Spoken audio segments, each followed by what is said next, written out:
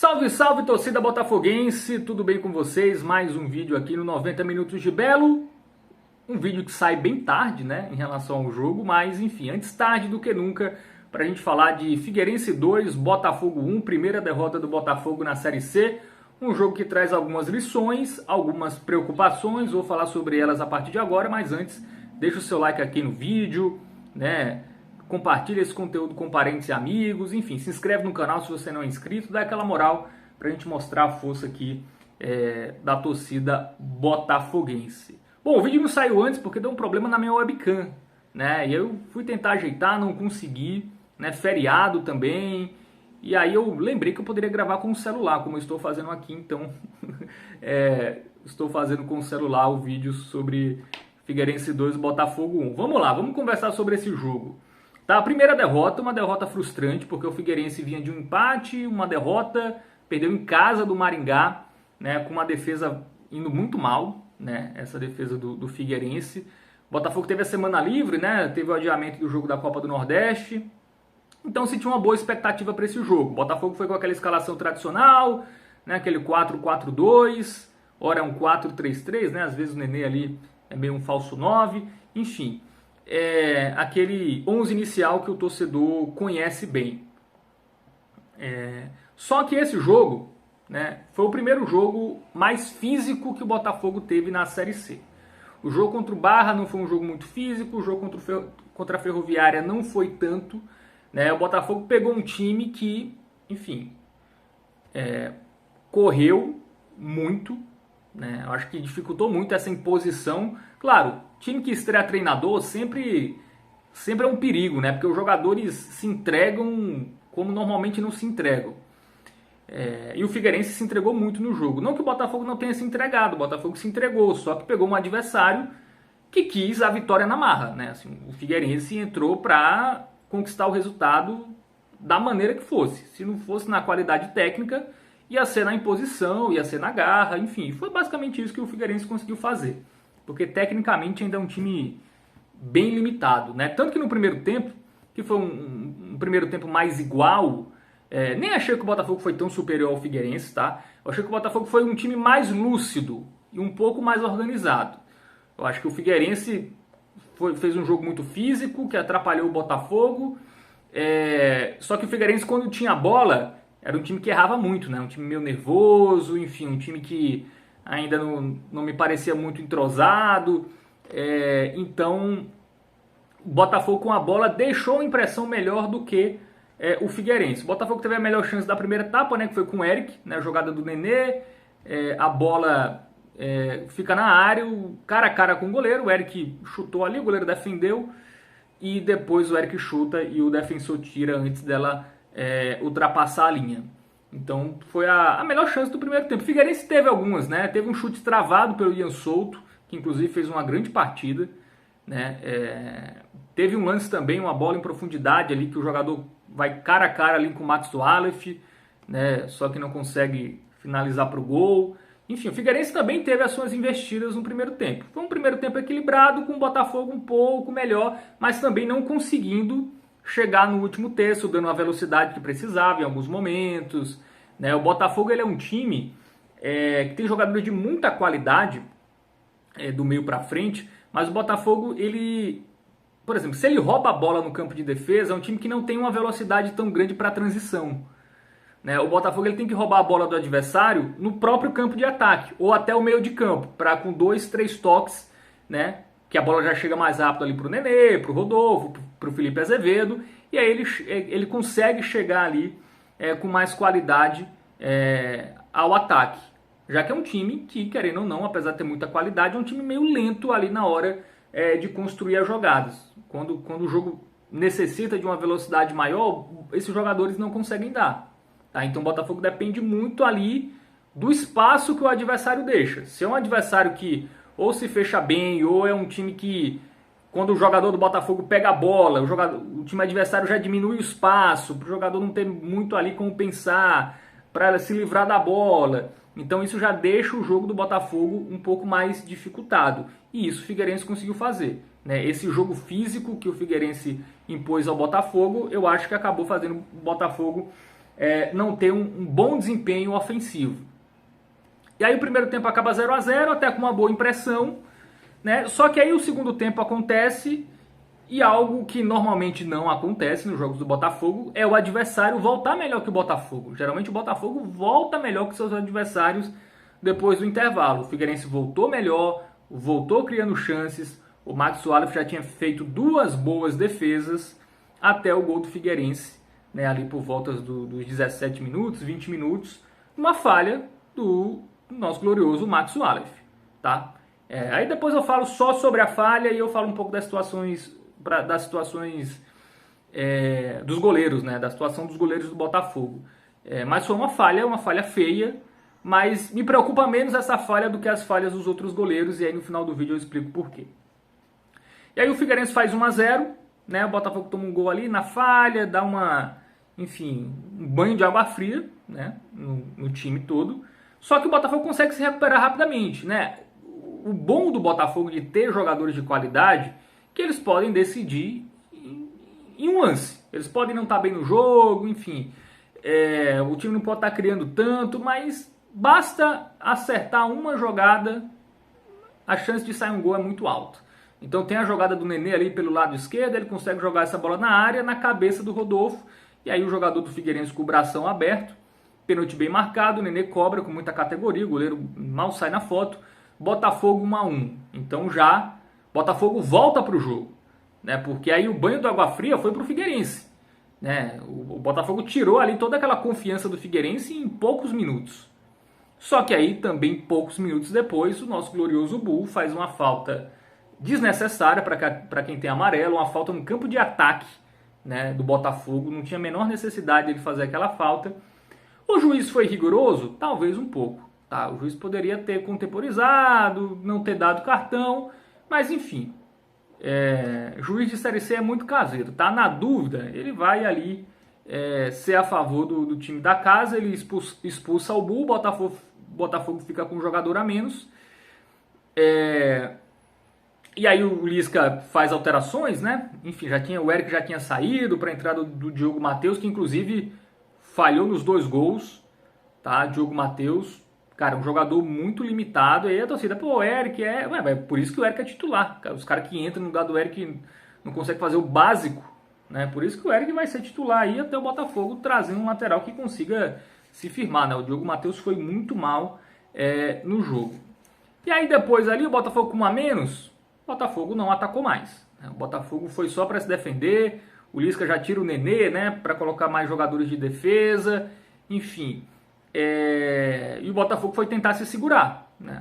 O Botafogo queria levar esse empate, o que seria um ótimo resultado, né? Empatar em Florianópolis com um a menos seria um resultado ótimo, tá?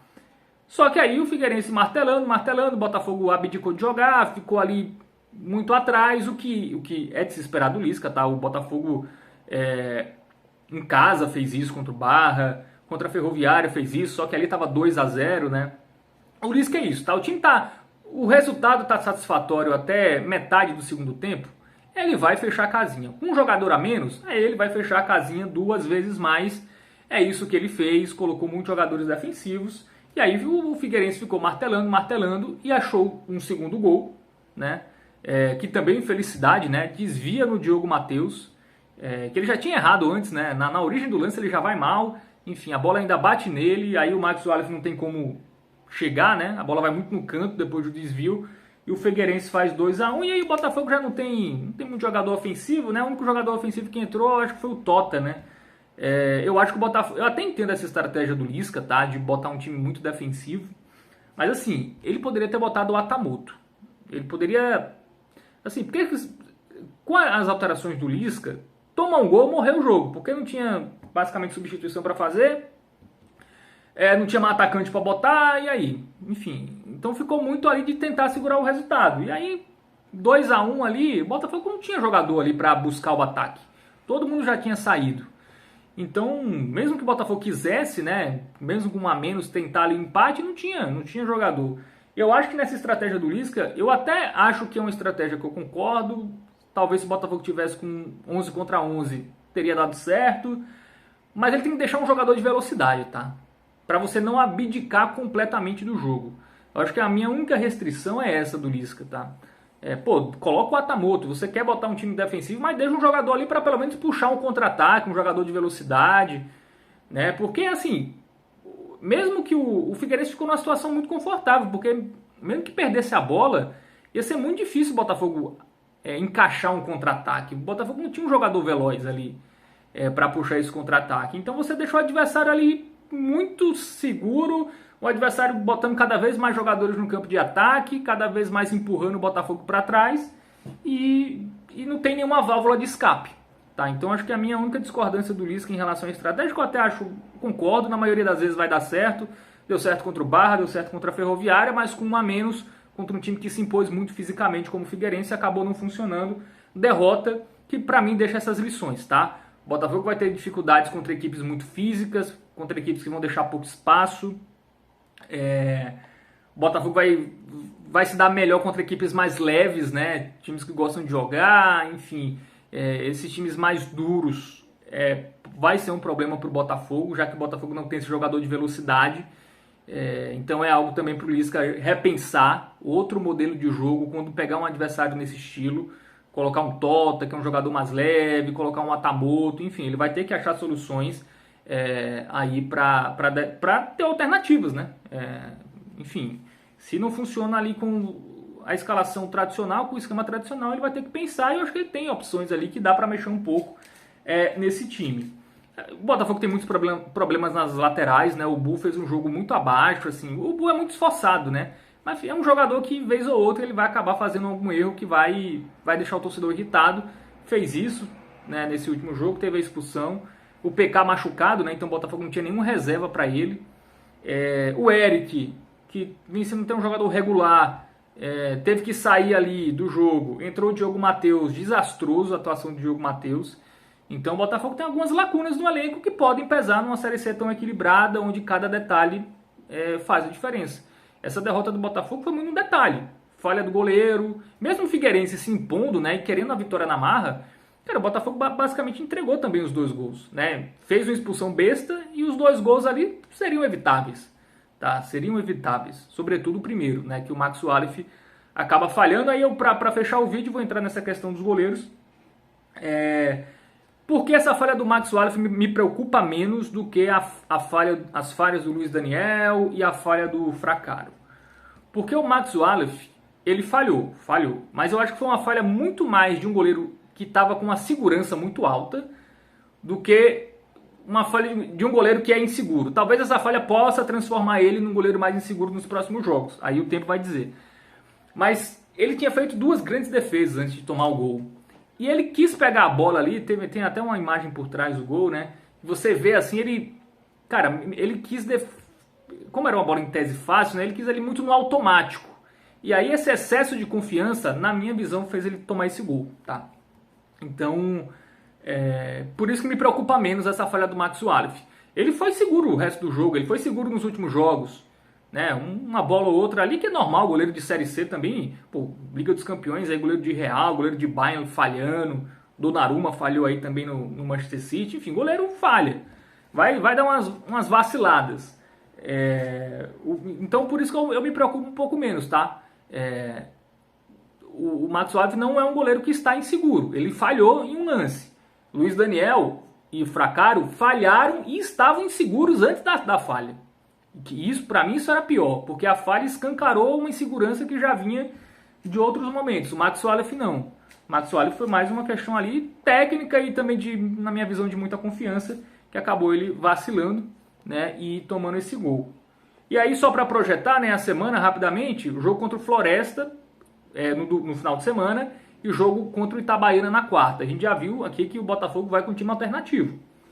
E eu acho que tem que ir com o time alternativo, tá? Eu acho que o Botafogo, ele não tem... Esse time do Botafogo e esse jogo contra o Figueirense me mostrou que o Botafogo é um time que depende muito do físico, tá? E o jogo contra o Floresta vai ser um jogo físico, porque o Floresta é um time que amarra o jogo, não vai dar espaço. Então o Botafogo vai ter que descansar a galera. Assim, o torcedor vai achar ruim e fala, podemos se classificar e tal... Mas, enfim, é a escolha. Assim, você pode inverter. Você pode tentar um time mais alternativo contra o Floresta e talvez empatar ou perder em casa. E aí, o que seria pior? Ou uma eliminação na Copa do Nordeste, numa classificação que seria viável. Não sei, assim. É escolhas. Eu acho que o Botafogo não tem como ir com o titular quarta e no final de semana. Eu acho que não tem como fazer. A escolha do Lisca foi para priorizar a Série C. Eu acho que institucionalmente essa é a ordem que ele recebe também. Priorizar a Série C.